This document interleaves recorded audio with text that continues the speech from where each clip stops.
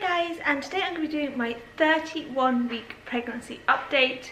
Time is now flying by even quicker than I could ever imagine, and I can't believe baby will probably be here within the next sort of 9 weeks, which is so exciting and yet also quite terrifying at the same time. So I'm going to give you my update this week. I'm going to go straight into my app like I normally do. If you are new to my channel and you like beauty, fashion, lifestyle videos, and you like mummy videos and that sort of thing, please do hit that subscribe button on the right hand side of your screen. You just get updated every time I upload a video. Trying to reach 1,000 subscribers, and I would love to have you back. And as I said previously, only 90% of people that watch my videos are not subscribed. So if you're one of those, please do hit that subscribe button. I would really appreciate it. So I'm going to get straight on into the app. So this week, by the end of 31 weeks, you will have a baby that's a length of 41.1 centimetres and weighs around 3.31 pounds. Your baby weighs nearly 3.5 pounds, this is what it says underneath it, and fat continues to accumulate under the skin. While he can gain as much as ½ pound a week from now until birth, the weight gain varies from baby to baby. I think obviously depending on your size and the amount of room that you've had, if it's your first, second, third child, you know, whatever sort of thing. If you've already stretched a lot, I think you might get a little, maybe a bigger baby, I'm not too sure. The lanugo body hair is continuing to shed, although babies born prematurely may still have some of this at birth. Even though the lungs are the last of all the organs to develop fully, he is practicing breathing 30 to 40% of the time. Bones are busy hardening and preparing to support his body after birth. The adrenal glands, which produce those important hormones called steroids, have doubled in size in the last 10 weeks. Steroids are responsible for the growth and development of sex organs. So that is baby this week. And for ourselves as mums, your uterus is now 4.5 inches above your belly button, and space has become very limited. This will likely increase your aches and midnight leg pains. You may even be feeling some anxiety, not only due to your decreased ability to function, but also over the impending labour. Braxton Hicks contractions may become a regular occurrence and can happen at any time. If you're carrying twins, your babies will likely come early, so it's important to be aware of the differences between real contractions and Braxton Hicks contractions. The extra weight that you're gaining now is likely the baby weight plus the weight of your body that is compensating for the increasing needs of your growing baby. So lots of things happening with baby and yourself at this sort of stage. For me, Braxton Hicks contractions, as I've said before, have been an occurrence since around week 20. I've had quite a few Braxton Hicks contractions and I get them pretty regularly, so it's kind of difficult for me to say if it's like a proper contraction or not, because my midwife's like, if you're feeling a lot of contractions you should definitely call the hospital. But because I get them so often, it's kind of like, if they're not painful, I don't worry about them. That's kind of my motto that I'm going with. But yes, if you are getting them quite often, then you should definitely call your hospital and just let them know. Overall this week, I've been feeling pretty good. We've had lots of visitors coming to visit for the Christmas period. My parents are here at the moment as well, and it's been really nice. It's actually kind of making time go even faster because of obviously being busy and that sort of thing. This week the main problem that I've had is that I've had like a trapped nerve right at the bottom of my back near my coccyx. I've always had a problem with my coccyx. I damaged it riding a bike, and this week I think a nerve has got trapped, maybe with my pelvis moving, and that has actually been very difficult, as in I can't really put any weight on my right leg, because if I put my weight on it, it collapses because of the nerve shooting pain up my spine, and it's very difficult. I'm sort of hobbling around just because my back hurts rather than because I'm pregnant. So that has been a real challenge this week, and it's still sore now. That sort of started on Monday and we are on Friday now, so it's been for 5 days. It is sort of feeling slightly better now. I feel like I can move my leg a little bit more, but it's still very much twingy, and I feel if I do the wrong sort of movement, it's just going to go straight back to being really bad again. So that's definitely something that I've been trying to deal with this week. Otherwise, I've been feeling pretty good. I have been feeling a little bit tired, but not overly tired, and I have been getting up maybe two to three times a night to go to the toilet. which obviously makes you feel more tired when you wake up in the mornings because you're not getting that long period of sleep that you'd normally get. But overall feeling pretty good in myself. The bump is getting a little bit bigger, but it's still a good size. We also had a scan done. I think that was last week, and I probably updated you last week, but everything is fine there as well. Baby is looking really, really good.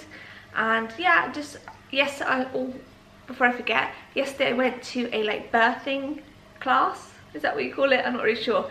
But it was interesting. It was quite a long one. Here in Sweden you kind of go to one and it's like 4 hours long, but they didn't really go into much detail about stuff. I'm more about the detail. They kind of spoke about when baby was born, what you could do with baby more than actual birth, which I was just like, I'm more interested at the moment is getting my baby out rather than what I can do with him afterwards.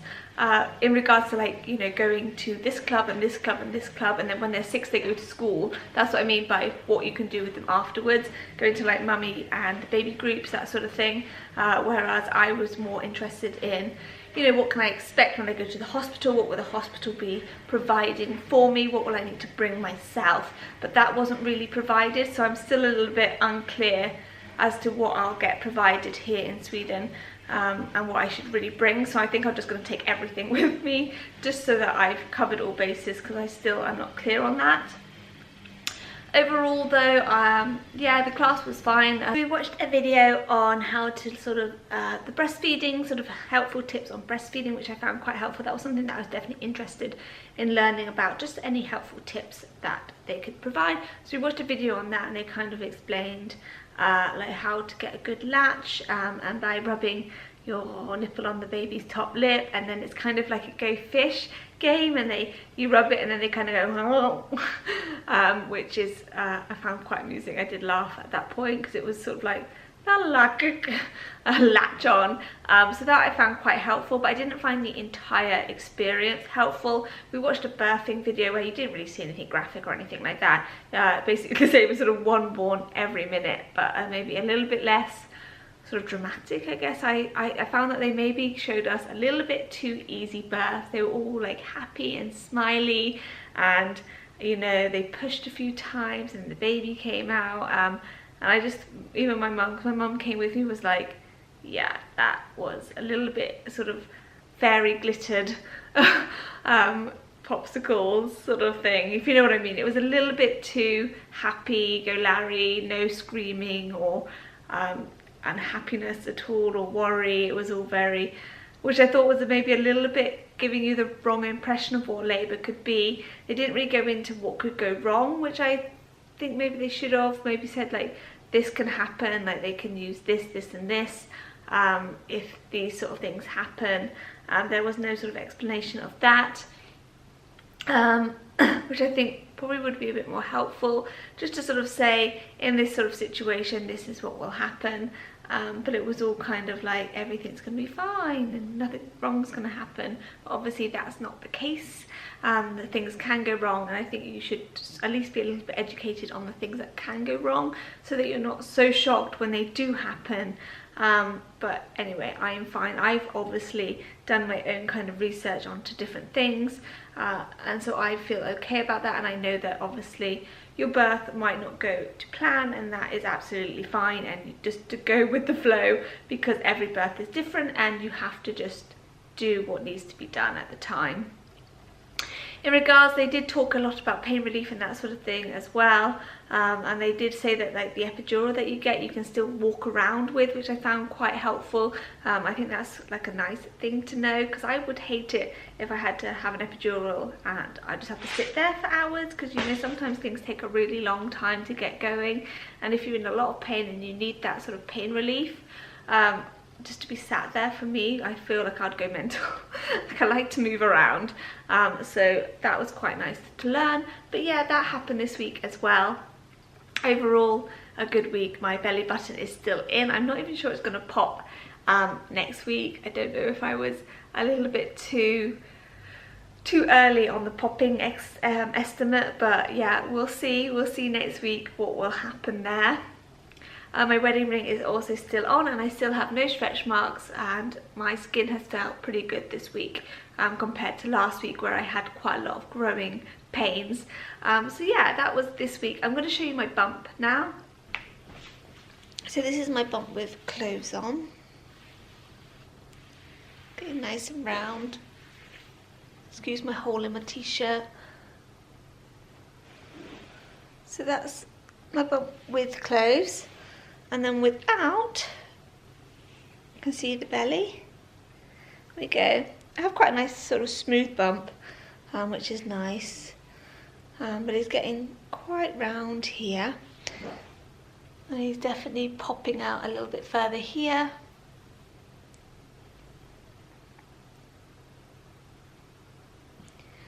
But yeah, overall, it's getting bigger.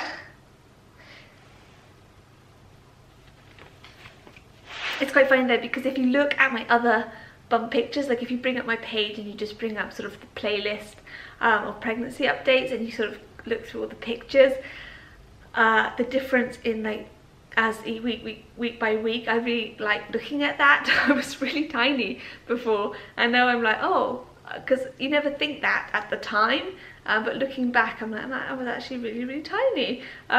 So yeah, the growth sort of progress I really like to look at on that as well. Below your story, are you pregnant, are you trying to conceive, have you had children, any tips that you may have if you have had children, because we should all share this together, and I just think this is a really good place to learn and to share positive information. Try not to give any horror stories, because I don't think that is ever really helpful. So if you have anything positive to say, please do leave that in the comments below. As I said before, please do hit that subscribe button and the thumbs up button if you enjoyed it, and I will be seeing you in my next video. See you later.